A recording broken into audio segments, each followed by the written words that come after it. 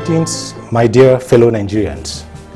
If you are listening to my voice now, congratulations. You have survived the fake and bonds of our history into the new dawn. Welcome to the new Nigeria of our dream, and I pray that you be alive to testify the goodness of our collective perseverance and struggle to make this dream a reality. We shall rebuild a country under the framework of law and order, but more strongly on the foundation of conscience and love for one another as Nigerians. To the international communities, we really appreciate the prayers, concerns, and support of our sister nations in Africa and international communities at large. We want to assure you that we have come to take our unifying place as the heartbeat of Africa and the nerve of the black race. We shall passionately seek the interest of Nigerians and Africans first in all our dealings at the global stage. However, not to the detriment of the people of other nations and regions, because no culture, race, religion, and tribe is older than being human. So, above all, humanity first. We shall need your support to the extent it will be necessary to rediscover our true identity as Nigerians. To the youths, I am very proud of you and cannot be more delighted than now. I am proud to say this: the new dawn is the product of your audacity to take charge of your destiny. Mark my words today, I will not disappoint you, because you have paid a good price. I believe that living well is a lot more honorable than living big. Your exuberance and energy is the highest pride and resource to the nation. We shall work out programs and systems that would help us maximize this advantage in positive values. We shall create conducive environment that will enable you to live out your potentials to the fullest. We charge you to be the icons and images of the new Nigeria in character and integrity, and discipline to demonstrate the principles and philosophy of living well against all odds. Money and luxury is not everything. Rather, everything is about seeking the happiness of others and leaving a lasting legacy in the heart of humanity and posterity. The power of love and not the love of power is all you need to lead Nigeria and Africa to our promised land. To our past oppressors, to those whose actions as rulers and followers in the past brought tears and misery to the history of our country with so much unbearable pains and have claimed the lives of many and made others took decisions and actions they are not proud of. I assure you that if you are truly remorseful of your actions and ready to make up for your actions, we shall give you opportunities in different ways. For us to usher in this new beginning, I plead with all Nigerians to forgive each other from the depth of our hearts. However, those who are found guilty of grievous actions and treasonable offenses will be answerable to the law, where the law finds them wanting, to make necessary amendments that will heal the wounds of the past for the glory of our present and future. My fellow Nigerians, this is the government of the people. The watchword of this administration will be government of the people. I only have one point agenda, which is to reawaken the hope, trust, and pride of the citizens of Nigeria in every way possible that will give them sense of responsibility and ownership of their country. In this government, the true sense of our national anthems and pledge shall be made alive and imbibed to drive our attitudes as true citizens of Nigeria. To every citizen of Nigeria, I will do everything possible to stay closer to you. It may not be possible for me to personally reach every family or community individually, but I promise to keep my ears on the ground to feel your heartbeats of the people and know when to make adjustments and amendments beyond the updates and ideas of my advisors. All of you are equally my advisors. I will run an open and transparent government which the people will be able to identify and protect their true friends and identify their true enemies. We shall set up a quarterly online survey platform for citizens to openly and honestly evaluate our services. You will have an opportunity to evaluate all ministries, parastatals, commissions, and public service units that serve you more directly. We shall create a dashboard that summarizes your feedback to us and make it open for public reviews. The dashboard shall be updated on a quarterly basis, and the feedback becomes the agenda of the quarterly review meetings of the respective government units. With this, you are rest assured that this is your government. You are our humble bosses, and we are your glorified servants. We must be accountable to you, and that is what makes it your government. Majority of the ministries and government institutions will be fairly decentralized to the 6 geopolitical zones in the country, focusing on the regions with natural strengths and expertise for the ministries. Again, we shall work with other arms of the government, especially with the parliament, to consider that the lawmakers operate from their respective states of origin, where the people can access and relate with them. Hence, encourage their closer relationship with the realities on ground. Anti-corruption. The instituted corrupt system in the country is obviously enriching few among us, but cruelly impoverishing a massive proportion of the helpless population. I understand that those who are reaping fortunes from the corrupt system will fight any anti-corruption programs and measures because they will be tempted not to let go of their air sources of income and wealth. I want to assure you that if you are that smart and that worked that hard to identify your livelihood from a corrupt system, you can equally be smart, even smartless, to identify livelihood from a corruption-free system. We may not spend much energy and resources in fighting corruption this time. Our anti-corruption measures will be the system itself, a transparent and author program system that is ruthless to violations. I want to assure you that a corruption-free system will benefit all of us and our children. So kindly let go of your instruments of operations and join the cleansing process for the benefit of all, and in the interest of our greatness as a nation. However, if you insist to keep us in misery in your corrupt ways, then get ready. The fight against corruption in this administration will be treated as a life and death matter. With all seriousness, it is a choice, and we hope you make the right choices. Accountability of the government institutions. To institutionalize the motto of our administration as government of the people and fulfill our promise to be accountable to the citizens of Nigeria, all government institutions, ministries, parastatals, agencies, commissions, and the likes shall create their respective online platforms accessible to the public. They shall develop their annual operational plans with clearly stated annual operational goals to be achieved with the associated budgets. These should be posted and updated in their online platform on a yearly basis. We shall create an independent monitoring, accountability, and evaluation commissions known as MECOM. The existing service compact for all Nigerians, Servicom, shall be mainstreamed into MECOM with strongest sense of responsibility to the public. MECOM shall be responsible for developing milestone indicators and key performance indicators with all government agencies. The core responsibility of MECOM will be to assess the progress and performances of these government institutions based on their KPIs, key performance indicators. 2, to conduct and manage the quarterly Nigeria Online Citizens Assessment Survey, known as NOCAS, mentioned earlier.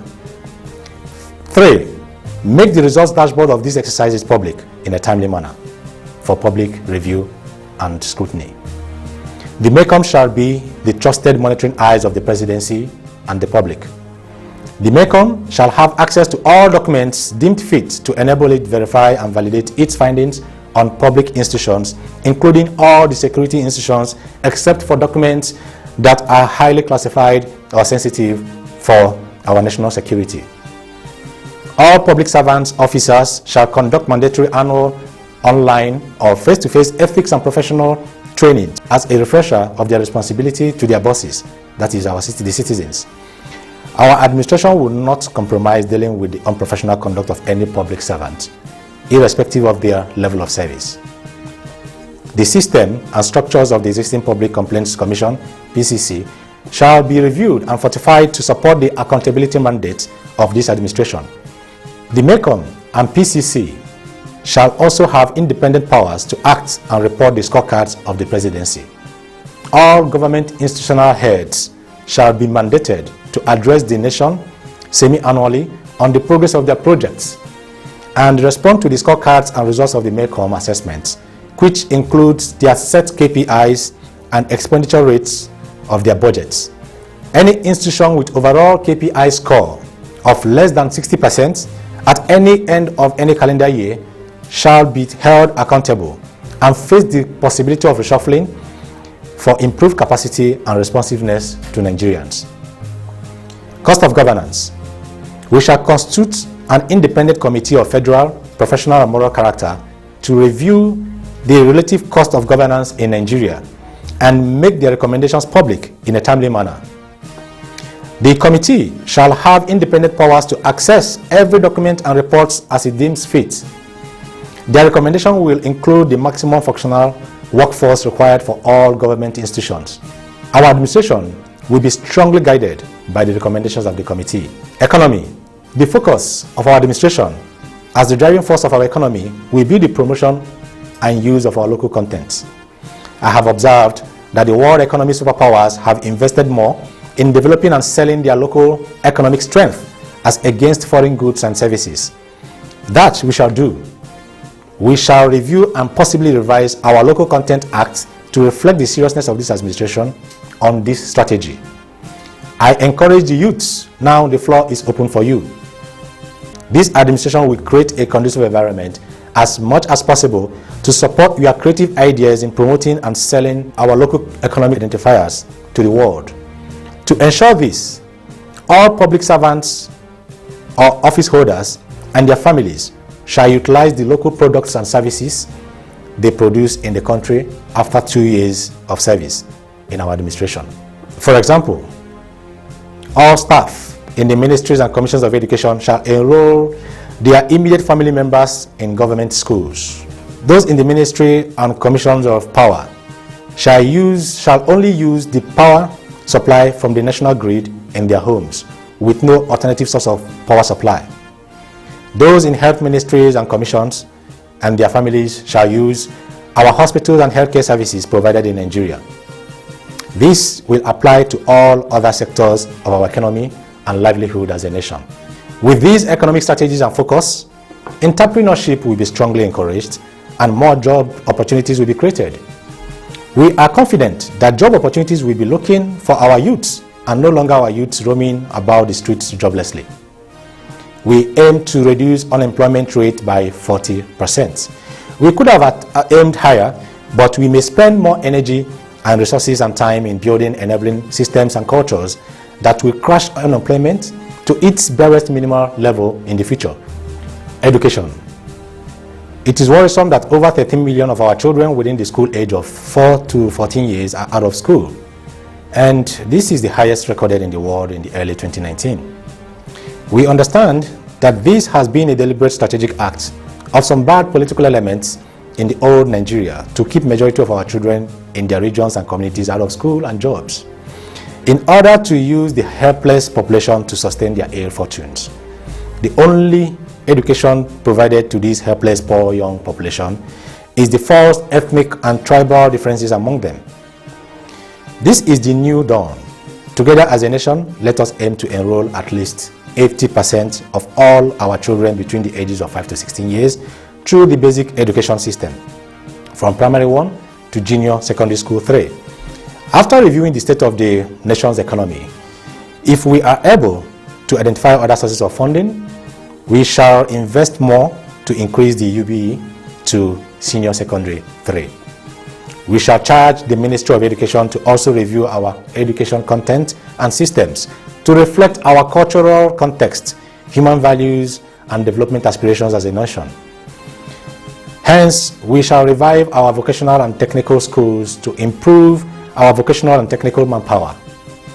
In all, this is to say that education shall be a huge interest of this administration in the next 4 years. This includes the content, context, quality and infrastructural support at all levels of education. Technology. This is one area we will not compromise. This is one area that we shall maximize the strength of the youths who are blessed with the gift of discernment and creativity in technology. We have seen a lot of demonstration of technical capacities in this area, despite the fact or notion that it is not considered as a strength in Africa. But we shall take a chance and make a huge leap into it. One of such exploits will be in the information communication technology ICT, digitalizing our citizenship, strengthening our economy, and in the anti-corruption programs. However, we shall not lose our cultural values as Africans and Nigerians to technology. That very nature that makes us humans remains with humans. But that which makes us ethically superhuman, we can give to technology.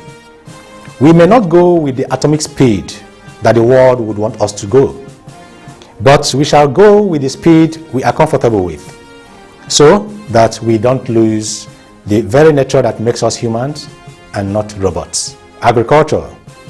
This is the most essential needs of humanity.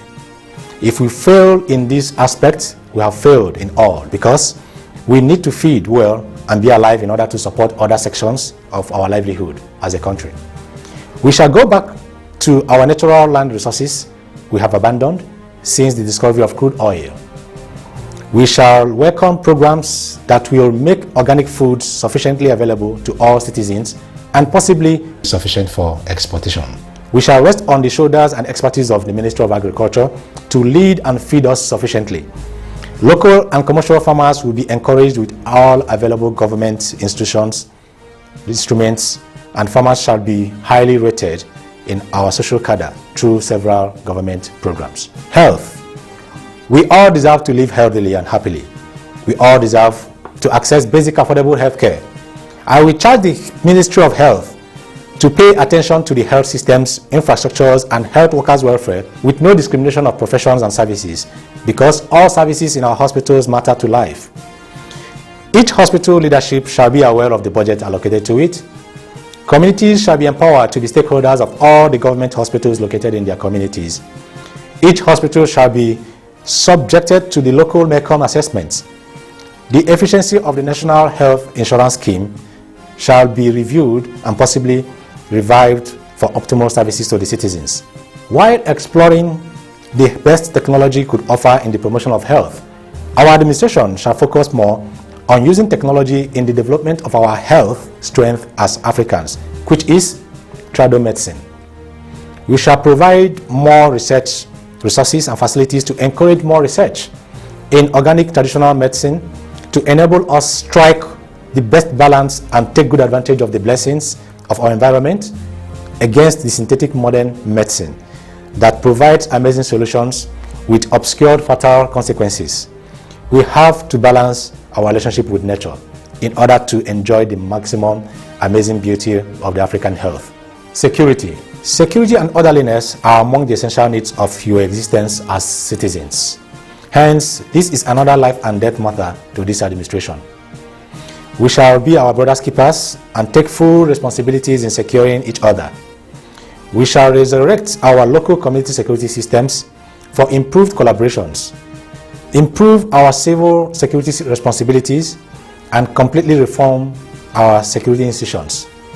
Security reforms will include minimizing the inequality among the security personnel, improving their social welfare, providing regular ethics trainings to improve the professional conduct of our security personnel, and employing technology to improve their intelligence gathering and efficiency of their operations. Sanitizing the institutions through thorough internal identification and cleansing of the sabotaging elements in the systems, and showing civic respect for their service of sacrifice to the nation.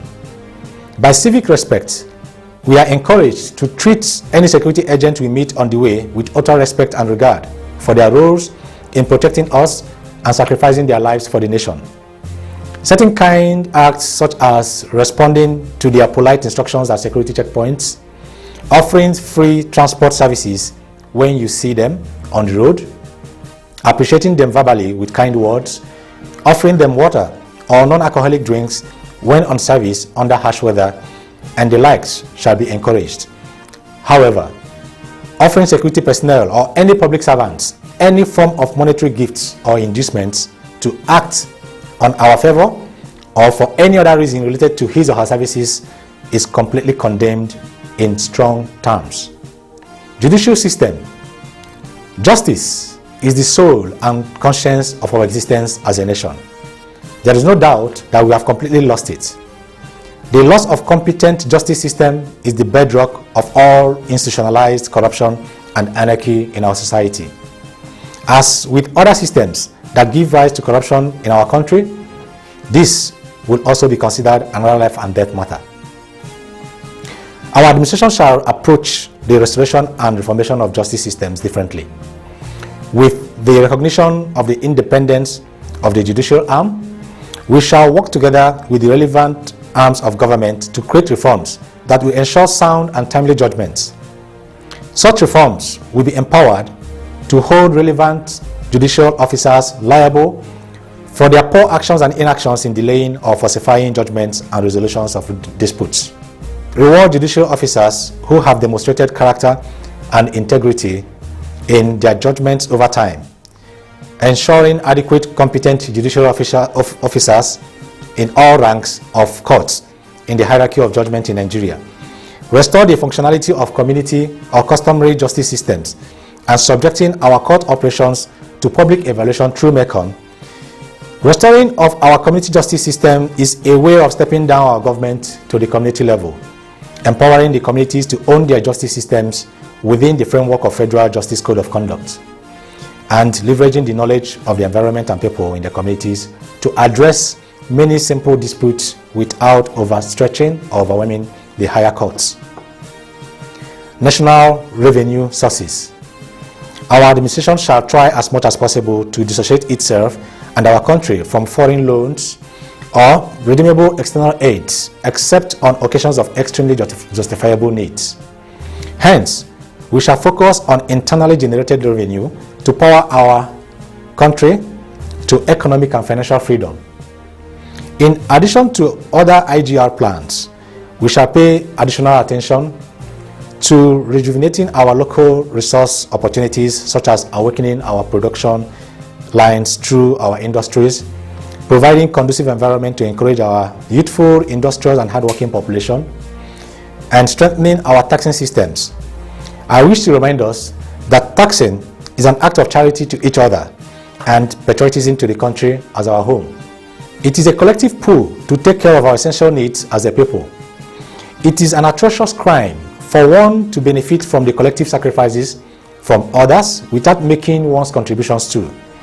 The government will take full responsibility in ensuring that every soul reaps the dividends of his or her taxes. Unity of Nigeria. No culture, tribe, religion, and race is other than being human. We are whom we are because we are naturally born to be so. Our ethnicity, origin, race, tribe, and in most cases religion, we are not by our choices. You are Igbo because you are born Igbo. You are Hausa because you are born Hausa. And you are Yoruba because you are born Yoruba. And same for other ethnic groups and original identities. You are a Muslim probably because you are born in a Muslim family. Same if you are born in a Christian family. So why do we fight a cause that is beyond our choices? This is a natural design of beauty and complement, not by choice.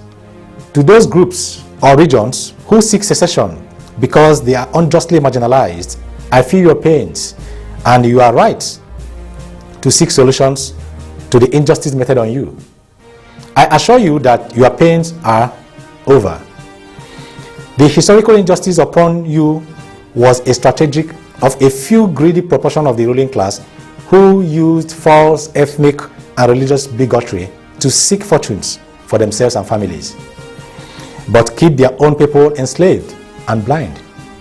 Believe me, this minority group had meted greater injustice to their own people and communities and tribes than to you. I assure you that what matters most now to us is the Nigerianness of every citizen, and not your tribe or religion or any other identity. Any system that operates on any of these heinous false identities shall be abolished. As disappointing as it may sound, the amalgamation of Nigeria in 1914 seems like a mistaken ulterior motive for the British. But I tell you today, it is a huge blessing in disguise. The unity of this nation is a strength to contend with, if we can envision it. We are better together if we can take advantage of our respective natural gifts for the interests of one another as a nation. We need the vast agricultural resources of the North, the commercial and technological might of the Southeast, the craftsmanship and intellectual exposure of the Southwest, and the energy and aquatic resources of the South-South to become the formidable pillar that Africa and the global communities have been waiting for. Only then shall we command the respect we deserve as a nation. Structural system in Nigeria. It is no longer strange to all of us that the greatest enemy we have today as a country is the constitutional structure that has kept us more divided than united. No society on earth can operate on the foundation of the 1999 Constitution and still survive the total disintegration through institutionalized inequality and injustice found in it. However, obtaining the best constitution in the world, but run by usual enslaved and ill-programmed mindset of the criminality from the old Nigeria will still not work. We simply do not only need a revised constitution that bonds us more together, but we equally need patriotic mindsets to run it. It is better for a good, sound-minded driver to operate an old, modeled manufacturing vehicle than a drunk, irresponsible driver to operate a brand new, sound 2030 vehicle. The power of a nation is in the patriotic will of the citizens to protect the integrity of their country than the law that regulates them. Otherwise, we produce citizens who could work so hard and smart to beat the law than to work to promote the law. So our administration shall keep these two needs in mind. Reorientation of mindsets. We shall awaken and strengthen the capacity of our Public Orientation Commission to embark on a deep-rooted orientation programs in our schools for our children. This reminds us of the positive values of our roots, and we shall name it Back to the Roots. This will restore the true African cultural values that will be driven more by our conscience than by law. The conscience is more productive than law. However, where the conscience fails, the law supports. Conscience reminds us that life is about seeking the happiness of each other and be guided by the principle. However, law reminds us that we live in a society with systems and rules that protect everyone. For example, we shall learn how to obey the traffic rules not because the law says so, but because we care for other road users and would want to give them fair chance to use the road. So, we should obey the traffic light even if no one is there on the other lane to use them at the time. If you do so, what you have shown is that you can respect your brothers and sisters in their absence. How much more when they are present?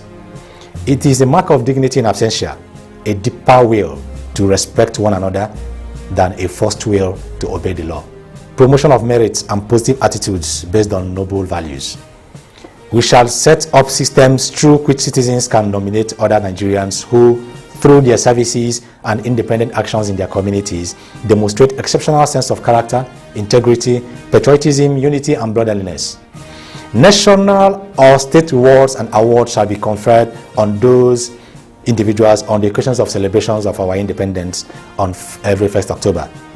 Such qualities are the true demonstration of our independence. From the ill mindsets that have bedeviled us and held us bondage in the last 5 decades, we shall break loose from these mental chains and show our next generations the way to true independence. To the families of victims and victims of senseless brutality in Nigeria, I lack words to commiserate with you. The pains you went through, the grief and agony, I cannot fathom, so I have no moral standing to suggest how you should feel. You have every justification to curse the very land that bore you. in which you pledged loyalty, hoping to receive the protection and love you deserved. But you received grief in return. If you still find the last forgiving space in your heart, forgive us as a country and a people. Most of us could not stand up for you simply because it did not affect us. Forgive our silence too. This is the new Nigeria where a brother can die for a brother from another region, and a sister can cry for a sister from faraway birth, all for one. For victims of Lekki massacre on the 20th of October 2020, the heroes and heroines of the NSAS peaceful protest, anyone can work so hard to change the story of your death and injuries, but nobody can deny the spirit, the blood, and the sacrifices you gave up for the sanity of your own beloved country. That was the bravest of all sacrifices anybody can make for his land of birth. You have a special place in the heart and history of Nigeria. Your patriotism will not be forgotten. It was because of your selfless, daring sacrifice that a day like this is done. Thank you for showing us what bravery in adversity is like. Thank you for giving us your injuries and pains and lives for us to see a day like this. Your sacrifice shall always be honored on every 20th of October with a candlelight prayers and flowers in same venue you laid your lives. My fellow Nigerians, I cannot say it all, but it has finally come to stay. This is the new beginning of the home we all prayed and fought for. My special appreciation to all those who have given so much to see this reality, made incredible selfless sacrifices, and took unbelievable risks in the hands of the bad elements that demonized us for decades. If you're not alive to see this day, your children and your children's children will stand for you as a witness. My fellow Nigerians, welcome to the new Nigerians of our dreams. This I do for the love of my country, Nigeria.